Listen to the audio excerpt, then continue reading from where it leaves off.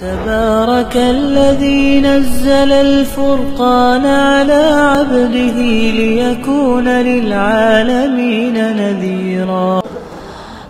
كما باركت على إبراهيم وعلى آل إبراهيم إنك حميد مجيد. د نبی صلی الله علیه وسلم د خاندان او د نسب په لحاظ سره په مکه معظمه کې دغه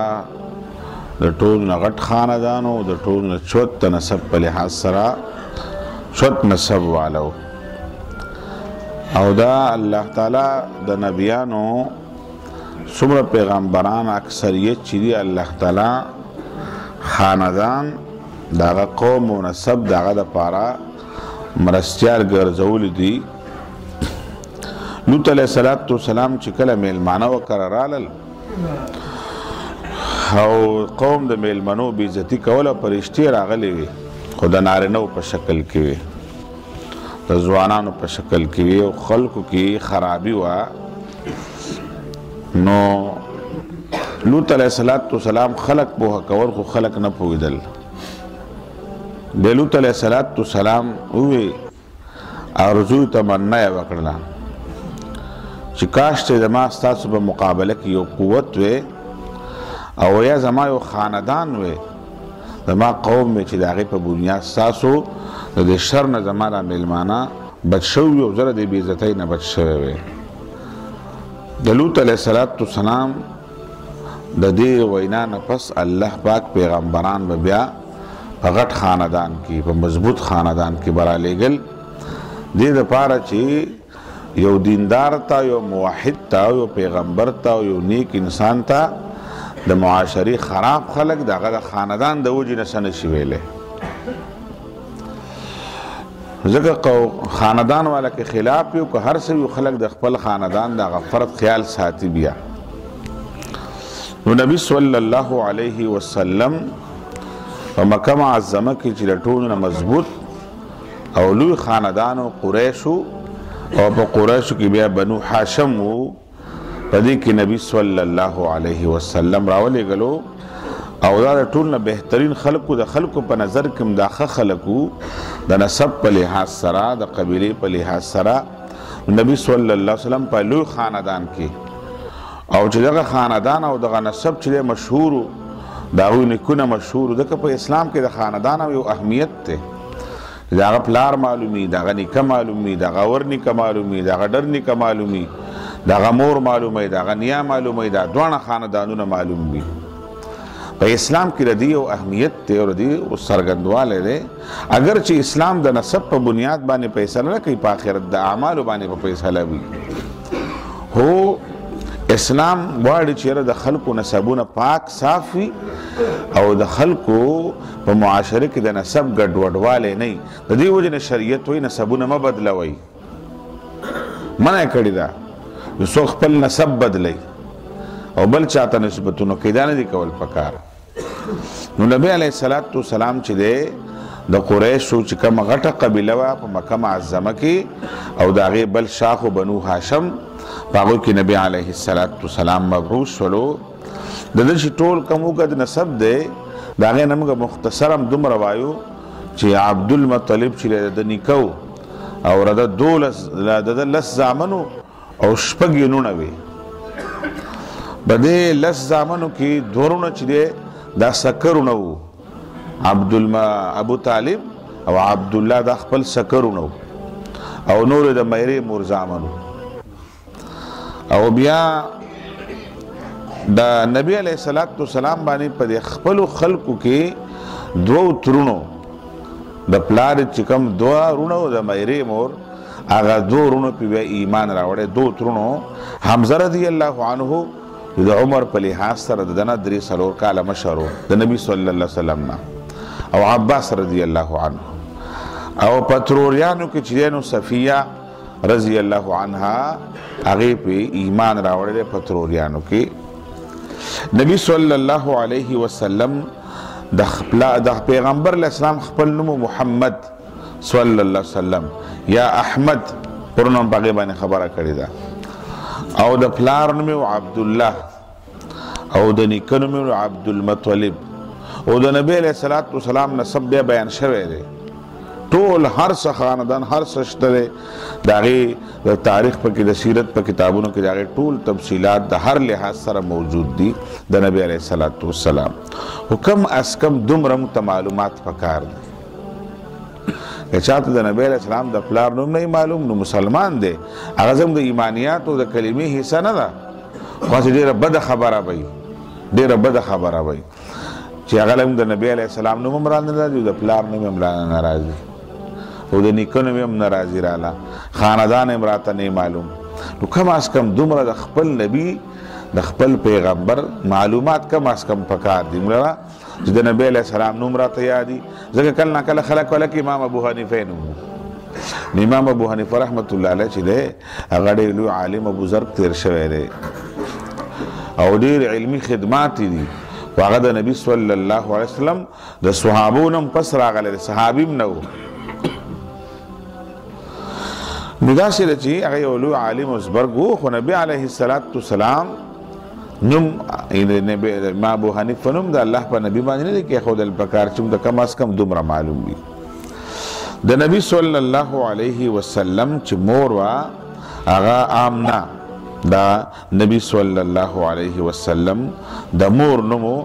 د نبی علیه الصلاة والسلام پلار چې دی هغه د نبی علیه الصلاة والسلام د پیدایش نه مخکې چې دی پیدا شو مشهوره خبره داره اگر چې د ځینو مورخینو سیرت نگارو رایه داره چې نبی علیه الصلاة والسلام کله پیدا شولو نو پلار یې د ده پیدایش نه 2 کاله پس مړ دی خو دا بلکل یو رایه ده او دا مشهور رایه ده نه ده مشهور هم داره د پلار چې دی شام ته د قافلې سره تللی عبدالله او د چې کله واده وکړلو د آمنې سره نو داسې 3-4 میاشتې پس د شام په سفر تللی دی بیا 3 میاشتې وایي دومره به شوي د واده او د عمر به هم داسې 25 کاله و د 25 کاله په عمر کې نبی صلی الله علیه وسلم پلار عبدالله واده کړی دی بیا چې کله شام ته دی په سفر باندې تللی دی د شام د کله سفر باندې واپس راتللو نو مدینه کې د ماما خیل به ورته ووایو د مور د طرف نه د عبدالمطلب هم دغلته د مور د طرف نه خپل ولی وه او د عبدالله هم نه یو دغه نو دی هلته بیا مدینه یثرب بیا ورته په هغه زمانه کې مدینې ته ویلو دی په یثرب کې بیا پاتې شوی دی بیمار شوی و عبدالله چې کله بیا وفات شو بلته بیمارو بیا چې کله قافله راغله مکې معظمې ته نو عبدالمطلب ته وویلو چې عبدالله زموږ هلته پاتې شوی دی په مدینه کې او بیمارو بیا عبدالمطلب خپل یو زوی پسې لیږلی دی د لیږلو کوشش یې کړی دی چې عبدالله حالات که هغه وخت کې ټلیفون نو داسې رابطې خو نه وي نو بیا د نبی صلی الله علیه وسلم پلار چې دی یو میاشت بیمارو په یثرب مدینه منوره کې او بیا د پلار چې دی په دقه سفر کې وفات شوی دی واپس نه دی رارسېدلی مکې معظمې ته او چې کله عبدالمطلب ته د دې اندازه وشوه چې عبدالله وفات دی ډېره لویه صدمه ورته و ډېر لوی خفګان و ځکه د نبي صلی الله علیه وسلم پلار چې دی دا په ټولو بچو کې دغه کشر بچی و او دا وی چې د دې انسان تاسې انسان د کشر بچي او چې کم عمر والا وي د هغې سره زیاته مینه وي اگر چې د عبدالله متعلق دا هم شته دی د 15 کالو په عمر کې بیا وفات شوی دی نو نبی صلی الله علیه وسلم پلار چې کله وفات شولو د مور حمل چې دی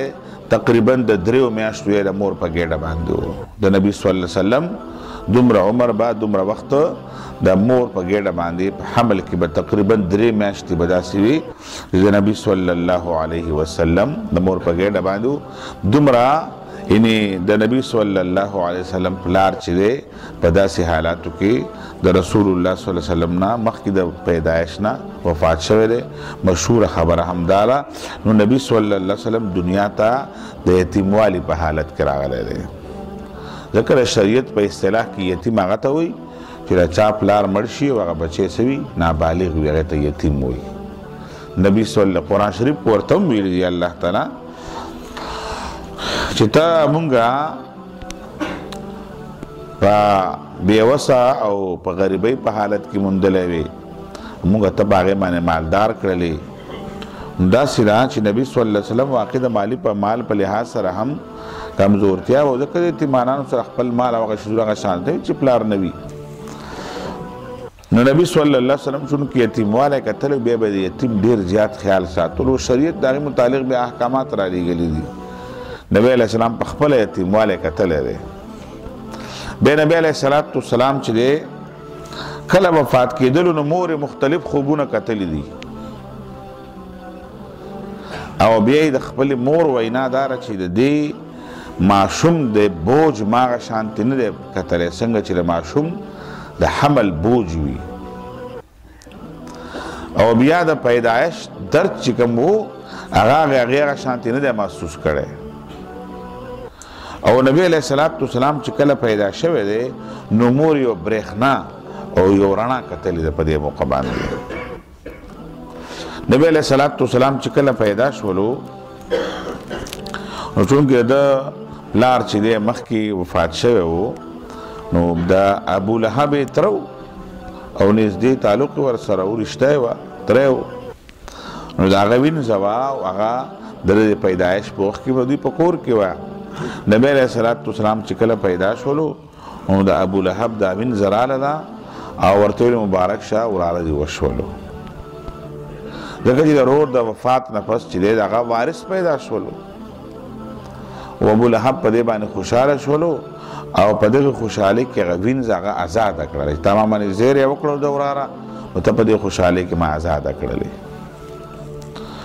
خو ګورئ د نبی علیه السلام په پیدایش باندې خوشحالي کړې ده هغه، خو د هغه سره نظریاتي اختلاف و د نبی علیه السلام سره ابو لهب او اختلاف داسې نه و چې بس نه یې منودله، مستقل د نبی علیه السلام مخالفت کړی دی. که دی چېرته دی د تر پسې شاته و چې دا خبره مه منئ، ګزار یې پرې کړی، بېعزتي ورته کړې ده،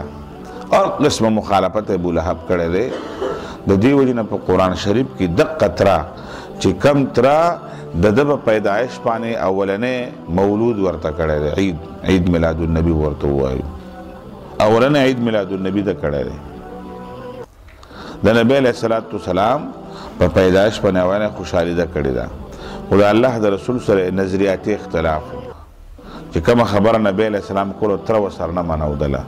نو په قرآن شریف کې دقه تره دپاره بیا څه دي خیري دي، تبت یدا ابي لهب وتب. دا خبره ډیره لوی اهمه خبره ده چې د نبی علیه السلام د سیرت خپلولو کوشش پکار دی، دغه په سنتو باندې عمل کوشش پکار دی. عزیزان په مولودونو باندې نه دی خوشحالول پکار. موږ مسلمانان کله ناکله په بار ربیع الاول کې مولود شریف کوو، دا مولود دی او خو چراغه کوي خیرات د نبی علیه السلام نه ثوابو کوي چاره کار نه دی کړی. په هغه زمانه کې دقه ابو لهب دغه کار کړی و، هغې خلاص نه کړلو. نو که سړی ډېر زیات مولودونه کوي خو چې نبی علیه السلام په سنتو په دین باندې عمل نشته دی، نو په دې سره انسان نه خلاصېږي. بنیادي خبره په دین باندې عمل کول دي. نو داسې ده چې د نبی علیه السلام د دې سیرت د وینا مطلب هم دا دی چې زمونږ په زندګۍ کې د نبی علیه السلام په سیرت باندې عمل راشي، د هغه سره زنګ مینه محبت پیدا شي. دې لپاره هم دا معلومات یو بل ته ورکوو چې مسلمانان د خپل نبی د حالاتو نه خبر شي چې نبی علیه السلام څوک او څنګه خاندان او څنګه حالات پې تېر شوي دي، د دې نه څه نه څه خبرېدل پکار دي. نو الله تعالی نه مې دعا ده چې الله تعالی موږ له د نبی علیه السلام په طریقه باندې د عمل کول توفیق راکړي او زموږ د زندګۍ نه الله پاک هر قسمه ګناهونه او جرمونه الله پاک ختم کړي. اللهم ربنا آتنا في الدنيا حسنة وفي الآخرة حسنة وقنا عذاب النار. اللهم اشف مرضانا ومرضى المسلمين، أنت الشافي لا شفاء ولا يغادر سقما. وصلى الله تعالى على خير خلقه محمد.